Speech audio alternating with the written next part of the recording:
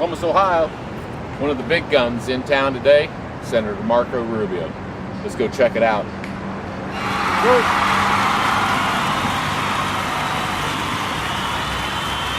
Oh yeah, another episode, riding the wave of Dave.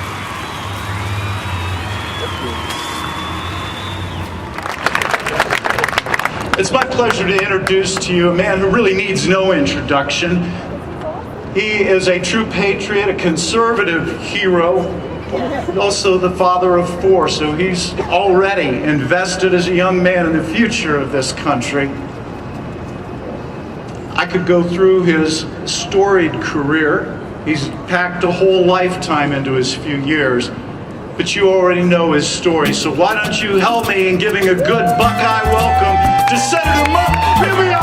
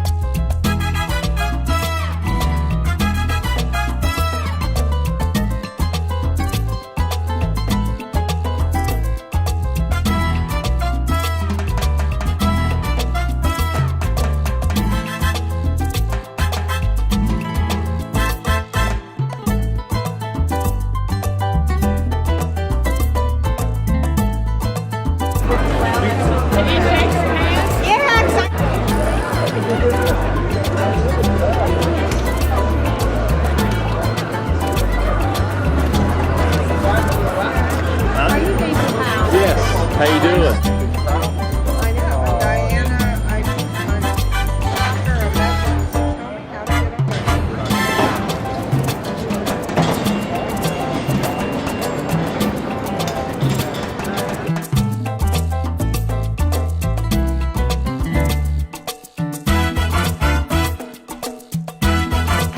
Well, first of all, thanks for having me here. It's great to be with. I'm honored to be a part of this here today. As you can imagine, all I could think of as I was coming down those stairs is, please don't let me fall. All these cameras here would have been terrible. The second thing I was thinking of as I climbed that stage is, please don't let these rip, you know?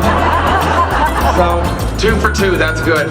I'm just honored to be here with you guys. I'm so happy to be with you. I'm sure there's not too many Buckeye fans here, but well, we're letting you use our Urban Meyer. You know, he helped us win in Florida, so now you've got him here and treat him well.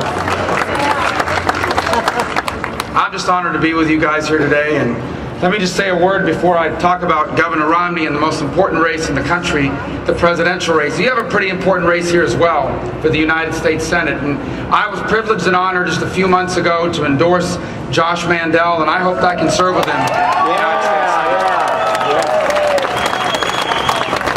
So if you do your part, you'll send him to us. We'll be happy to. We need all the help we can get. He's really an accomplished guy and younger than me. That's one of the things I'm looking forward to, is having someone that looks a little younger. I'll look more distinguished than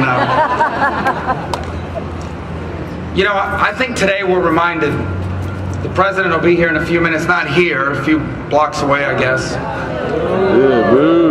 And he's finally getting around to doing something about currency manipulation in China. Elections are funny like that. Yeah. They get people to do stuff they should have done 3.5 years ago. Right. But there's something he still hasn't done, and that's deal with the national debt. And anytime you talk about China, you're reminded of the national debt. And I think the connection we have to make is that the national debt isn't just about money we owe. It's about the economy that isn't growing because of it. And I want to take a few moments today and explain to you that there is a connection between the national debt and unemployment. The first step in the process is that every dollar comes from somewhere. Every dollar that people use to start a business or expand an existing business, that money has to come from somewhere. Money's not infinite.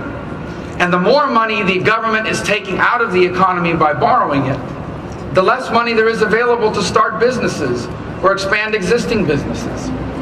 You come to a town with such a large university like this one, you're reminded that next summer, next spring, you're going to graduate a bunch of young people who will have done everything that was asked of them.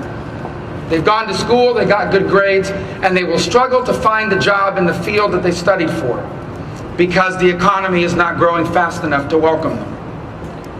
And so the debt impacts that. It starts impacting it because it takes money out of the economy. Every single dollar that the government borrows is coming from somewhere. And increasingly it's coming out of the economy and therefore out of the hands of people that could use it to start a business or grow an existing one. But here's the second problem with the national debt. It scares people about the future. Why do people invest money in starting a business? Because they intend to make a profit. They intend to make a profit in the future. The problem is that when you have a $16 trillion debt, people who invest money in the economy realize that that's going to have to be paid back somehow. And it probably means higher taxes in the future, much higher taxes in the future. And the problem with higher taxes is the higher the taxes, the less the profit in the future. And the problem with that is if you think your profits are going to be less in the future because taxes are going to be a lot higher, you're less inclined to invest in that economy. So the uncertainty that that creates is discouraging people from investing in our economy. And we have to remind everybody of what it is that grows the economy.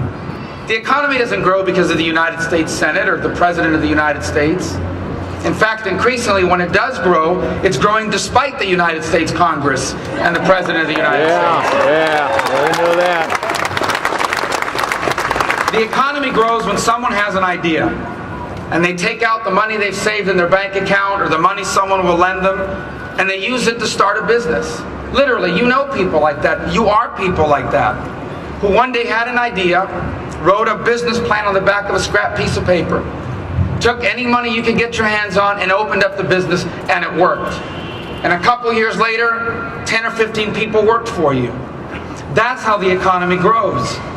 And the job of government, the job of all governments, is to make it easier for people to do that, to encourage people to do that, to incentivize people to do that. And a national debt of $16 trillion does not encourage people to do that. It scares people from doing that. Now, if Governor Romney was here, he would tell you, you don't create a $16 trillion debt with one party. The truth is that both Republicans and Democrats are to blame for our $16 trillion debt. But the truth, in Washington, D.C. But the truth is, we've never seen anything like the last 4 years. Instead of making things better, they've gotten much worse. We have never seen the debt grow like it has over the last 3.5 years, with no plan to stop it. This president has offered absolutely no serious ideas about reversing course on the growth of the national debt. Not one.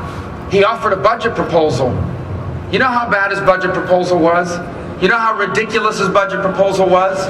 That when we put it up for a vote in the Senate, not even the Democrats voted for it. Not even a single Democrat voted for it. Yeah. That's how unserious it was. And he has no plans to stop it now. If we stay on the track he's placed us on, these are his numbers, not mine. These are his ideas, not the ideas I'm making up for him. The president has no, if we stay on the road that he's outlined for us now, the debt will grow to levels no people have ever seen. And the debt is just part of the problem. You know, it's just as bad as the debt, the interest on the debt. You know, we've been fortunate up to now that we're paying historically low interest rates on this debt. If that interest rate, and it will one day go up, if that interest rate today was as high as its historical average, within a few years we would be spending more money servicing the debt, paying the interest on the debt, than we would on our national security. The point I'm trying to make is that when it comes to our national debt, things have not gotten better over the last few years. They've gone unaddressed, and in fact they've gotten substantially worse. This president, when he ran 4 years ago, he promised that if he were president, he would deal with this issue. Not only has he failed to deal with it, he has made it worse with no plans to reverse course when it comes to the national debt. They're telling us the debt can wait till later. You know, I remember when it wasn't so long ago that people would talk about the debt in terms of our grandchildren, the debt we were leaving to our grandchildren. Now, then they would talk about the debt in terms of the debt we were leaving for our children. Now, we're talking about the debt we may even live to have to deal with. That's how bad it's gotten. And we are running out of time. We are America, with an extraordinary record of success. And the world knows that. One of the reasons why we pay such low interest rates on our debt is because despite our problems, the world still knows that America's economy is unique. But that will not last forever if we don't change things. The fact of the matter is that if after this election, Washington, D.C. does not begin to address this debt issue, the world will lose confidence in our economy and in our future, and we will pay a terrible price as a result. Just a year ago, we saw it. We were downgraded for the first time in our history. It will be much worse than that if Barack Obama is re-elected, because he has no plan and, quite frankly, no desire to seriously deal with our national debt. But here's the good news. It doesn't have to be that way. Because as many things as may be wrong with Washington and with our politics, our people are as great as they've ever been. You know that from the real life experiences that you see every single day. For within walking distance of this very place, in fact in this crowd here today, there are people who in their minds have the ideas for the next great American company. You can't wait to create 10 more jobs. You can't wait to put your idea into reality. You can't wait to put your dreams into a business plan, and a business plan and turn it into a business. All you need is a government that's normal. All you need are elected officials that understand it. Yeah, yeah, right on. Yeah. Look, I know that times are tough for a lot of people. I touched upon this briefly when I spoke in the convention. You know, maybe you've worked your whole life and this was the time you thought you'd be getting ready for retirement. Instead, your savings have been wiped out and you're not sure when you're going to get to stop working. Or maybe you're in your 30s and 40s and this was supposed to be your prime earning years, and now you're working twice as hard and making half as much. Or maybe, as I outlined a moment ago, you went to school, you got good grades, you did everything they asked you to do. But now you owe a bunch of money in student loans, you can't find a job in your field, and you've had to move back in with your parents. I know for many of you, you're starting to wonder if the promise of America is still around and whether things will ever be the same again. The truth is, things may never be the same again. They may actually be better. They can be better than they've ever been. There's no reason why this century cannot be the most prosperous and most promising in our history. There's no reason.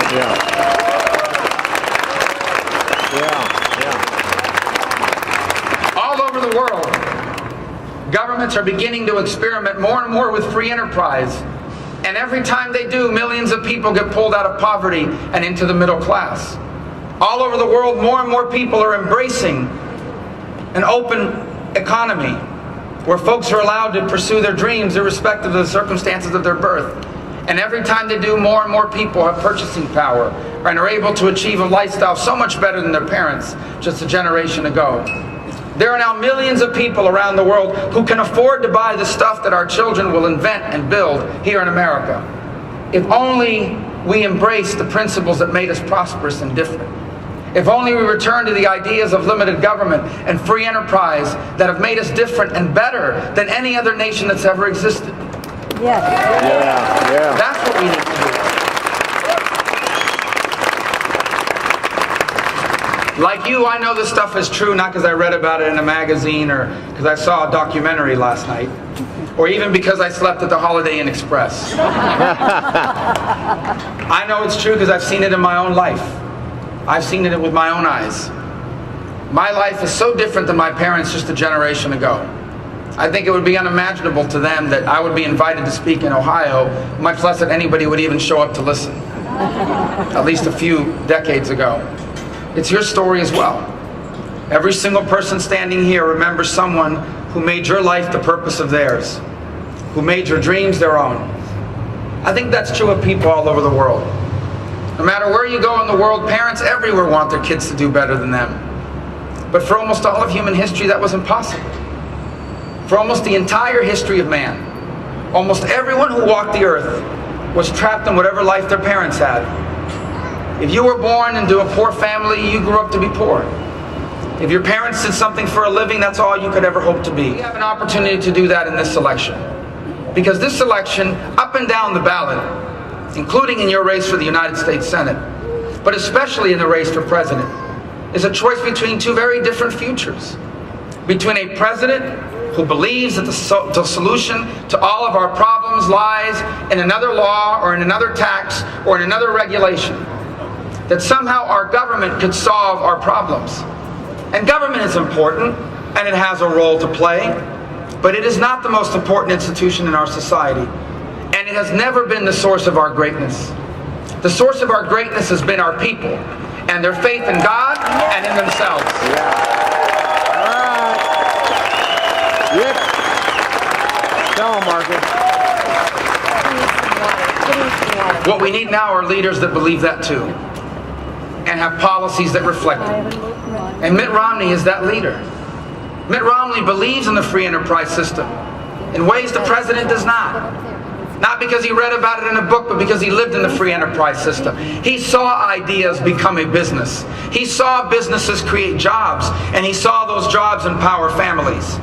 Mitt Romney believes in upward mobility and the extraordinary power of the American free enterprise system to lift people out of poverty and into the middle class, or even higher, because he has seen it with his own eyes and he's made it happen in his private life.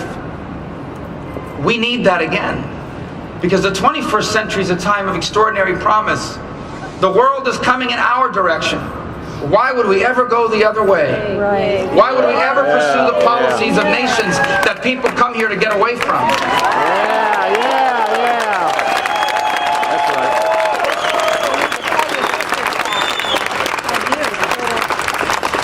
Obama's got to go. And so Ohio this fall has a very important role to play in both the bowl championship series and in our national elections. In that order, by the way. And I just hope you understand that what you're working for is something as important as that.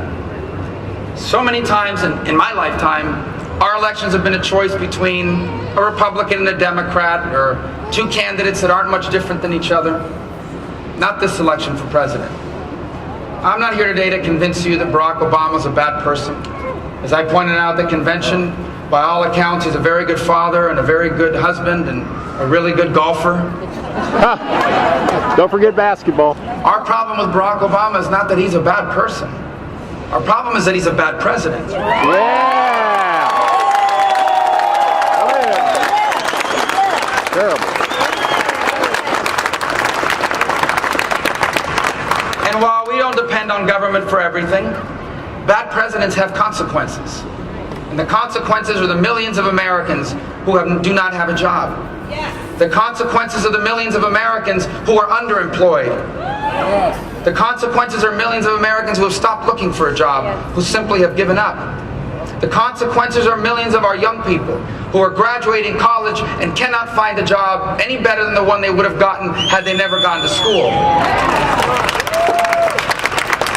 And the consequences are a world that increasingly wonders whether America is still willing to lead on the global stage. And those consequences, we see them now. We see them in the Middle East, we see them in Asia, and we see them in this own hemisphere of ours. Bad presidents have consequences. This nation saw that firsthand in 1980, and that's why it chose Ronald Reagan over Jimmy Carter.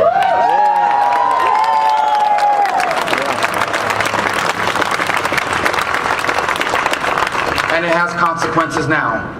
And that's why I know Ohio will choose Mitt Romney over Barack Obama. Yeah, better. So help us make that happen. I know everyone comes to Ohio and tells you how important it is. This race could literally be decided by just a handful of votes. It's not theory. It happened in Florida in 2000. You may have heard about it. Where 500, less than 600 votes decided our election. By the way, when an election is decided by 600 votes, everyone claims credit. Right. 600 votes. It can happen here. It can be that close. But you need only imagine.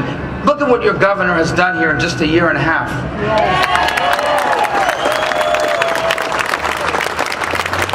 Look how Ohio's economy has improved under Republican leadership here in the State House. Imagine if they had partners in Washington, D.C. Yeah. Imagine if this governor had a partner in the president who had the same principles of limited government and free enterprise. Imagine how much better our country can be, and Ohio can be, and you can make that happen. And I hope that you will do everything you can to make that happen. Thank you for having me here today. God bless you. Thank you.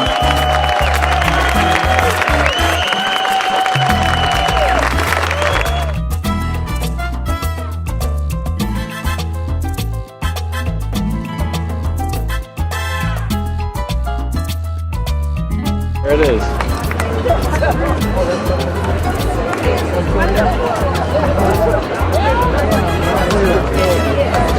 Yeah, nice to meet you. Keep up the good work. You got to, yeah. Yep, you got it.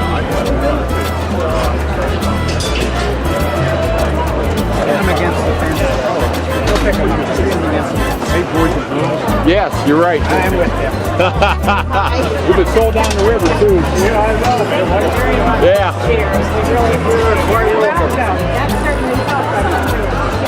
Waste not a lot, my wife. I cannot exclude all that. Thank you very much. That's okay. Make sure you vote.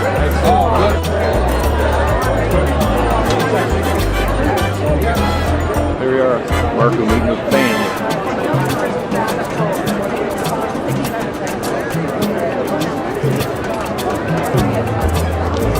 Good.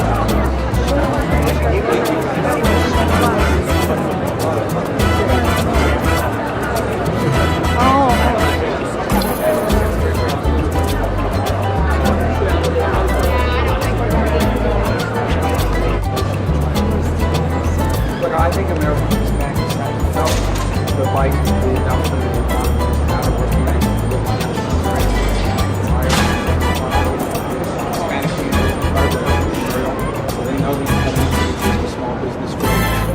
So I think this is a good argument for us to take as a system to make, not just to use election, but moving forward. Well, absolutely, because it could be